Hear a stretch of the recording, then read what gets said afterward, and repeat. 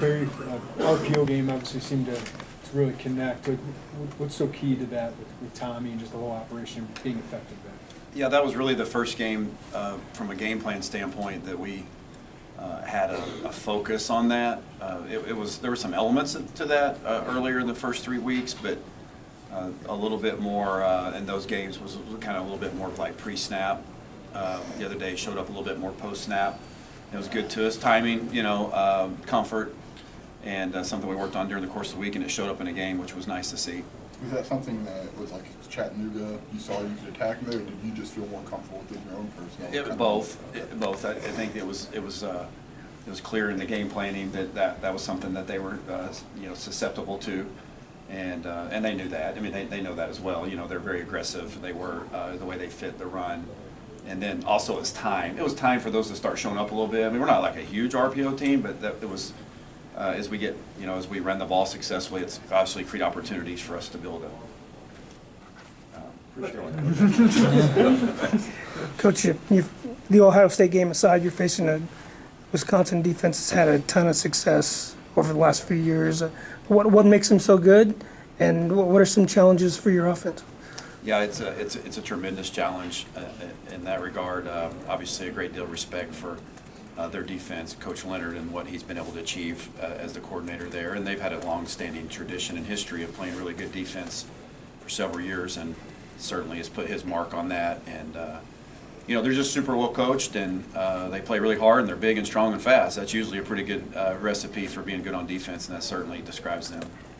Statistically, the next 2 or 3 defenses, in fact, that you'll face could mean points here at a premium.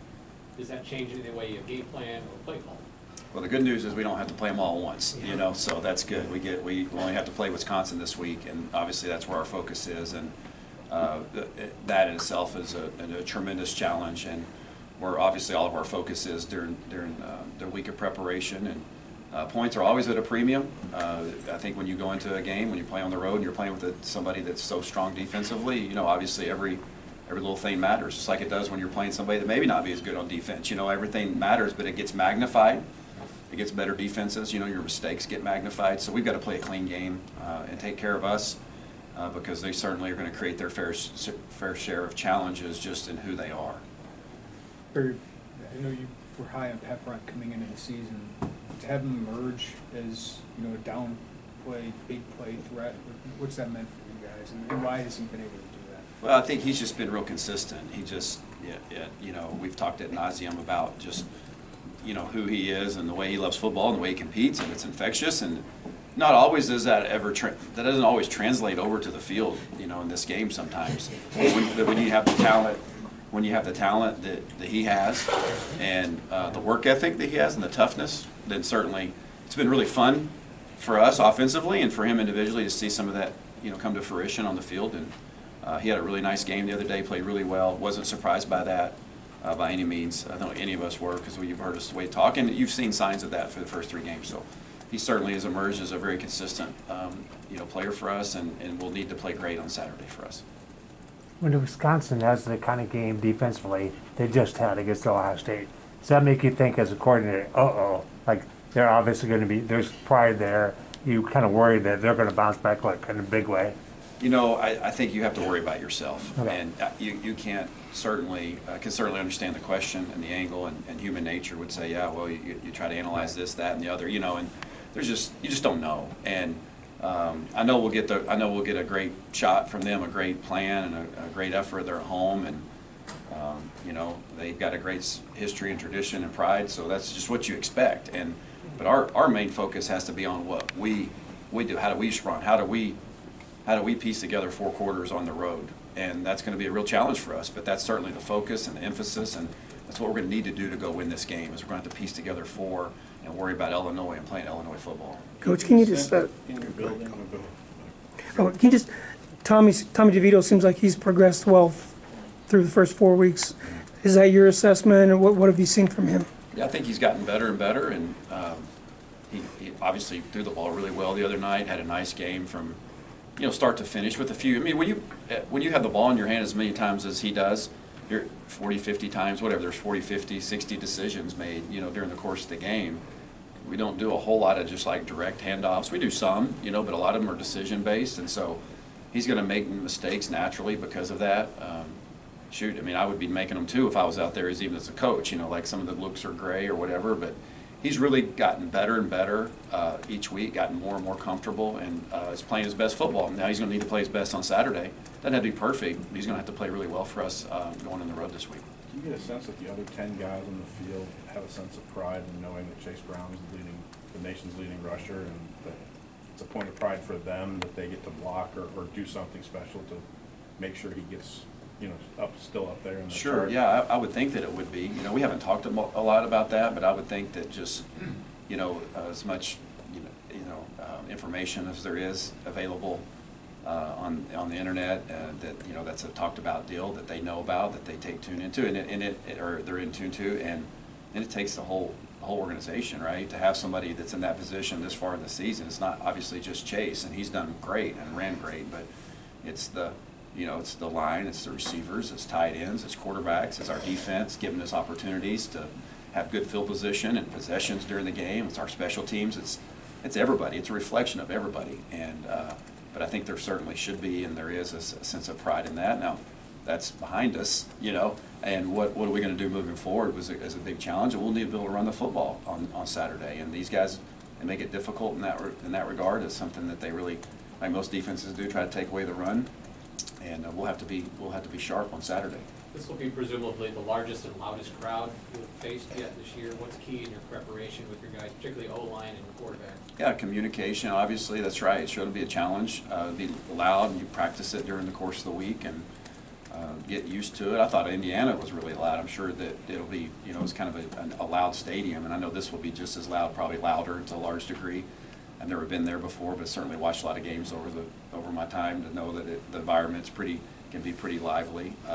And so, but again, it's a focus on us, on our communication, one voice, you know, one snap count, those types of things. Just a great deal of attention to focus, a great attention to having focus of the voices, the things you hear, and the things you pay attention to.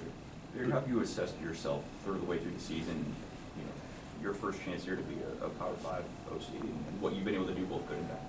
Well, I mean, you know, I don't. That's a kind of an interesting question. You know, I haven't really sat back and thought to reflect upon that. Like, you know, it's so week to week. You know, like, okay, let's go do our job and let's see. And there's been weeks we've fallen short of that, right? We haven't gotten it done, and that's a reflection of me. So, you know, haven't been pleased with that. But last week we bounced back. We played a little bit better and cleaner, which was good.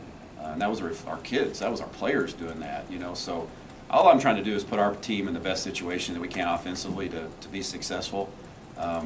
And that's a fight and scratch and claw daily with me and the coaching staff around me. I've got a great bunch of coaches around me that are constantly giving feedback and helping us as we formulate our game plans and what our strengths and weaknesses are. The players around me on the offensive side of that ball have been fantastic. They've given us everything. And I'm not satisfied with where we are, who would be. There's a lot that we could have done better, a lot I could have done better. And hopefully we're just continuing to grow each week to where those mistakes don't show up repeatedly, starting with myself. You put a big emphasis in the bye week on getting better. Were you happy with what you saw? I mean, you guys moved no turnovers. Were you? Yeah, I was happy about the turn. I was happy with the first half. You know, I didn't like the way we played in the second half in particular, but the first half, I thought we played with a lot of energy and execution, and there were some really good things that happened in the first half. So I was pleased with that. Which is a good thing as a coach. You know, I would have found something if it had been a perfect first and second half. We'd have found something that we didn't like. But certainly the first half was good. The second half, we can't afford to have those kind of lulls that we had. The game was probably in control to some degree at that point, but nonetheless, like those, we just can't have those lulls. And so that's what made me not happy or unhappy. Why do you think those lulls were there? You know, it's usually. You know, just like it was the other day, it's execution, occasional play call, you know, putting the guys in the right situation, but it's just focus and execution. And listen, often, you know, football's hard in general. You got somebody trying to stop you.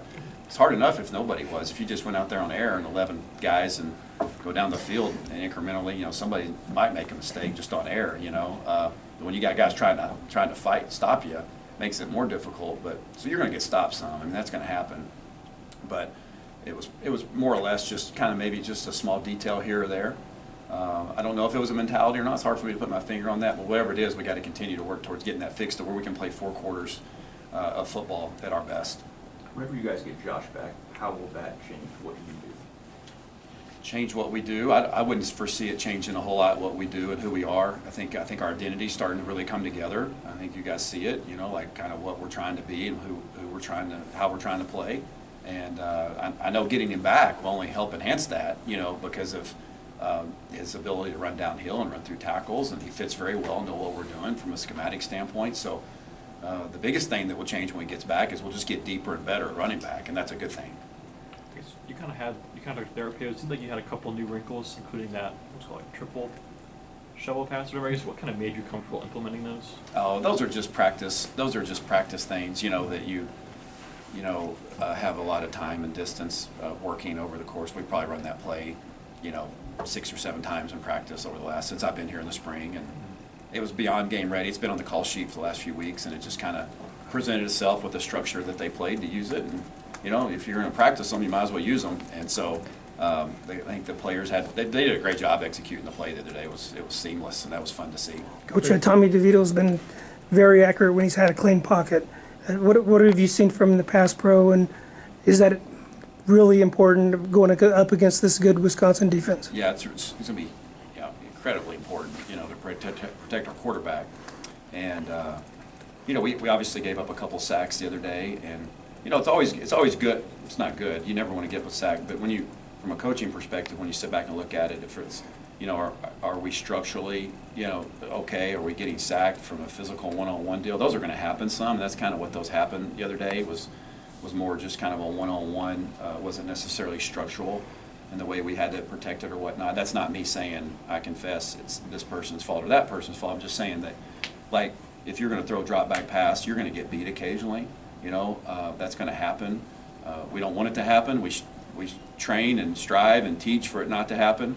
But it's going to be at a premium that we protect him and our ball carriers. We talk about that a lot. Like the ball carrier, like we can't afford to get beat at the point of attack to let a guy in the backfield to expose, to have them have Chase exposed or a running back exposed, and certainly the same for the quarterback. So pass protection will be at a premium in our conference with the elite defenses that you're going against, the elite rushers, the down linemen that can disrupt and create havoc that we're going to face this week. And we faced an excellent player last week from Chattanooga, an excellent player. But we're going to play a lot like him. Tight ends have been very involved, especially in the passing game. How does that compare to what you envisioned going into camp or what have you, framing up the offense? That's about what I thought it would be. I think part of it is like who they are, what they are, and every one of them's different. Tight ends, they're unique in that world. Every player's different, like all receivers are different, but they all have a similar type skill set. A tight end, sometimes they're just unique in the regard, like they're just all a little bit different in what they bring to the table. So we have a group that is different, and they have different strengths and weaknesses, and I think it's blended together very well to this point in the season. And been really pleased with the way they've been able to supplement our offense from a touch standpoint, catching the ball and taking advantage of the opportunities that have been created. But we need them to play really well. I mean, they've got a huge responsibility for our C gap and D gap blocking and lead blocking, and then also being on the perimeter. But been pleased with them so far, and it's played out about like I thought it would going into fall camp. All right, thanks guys. Okay.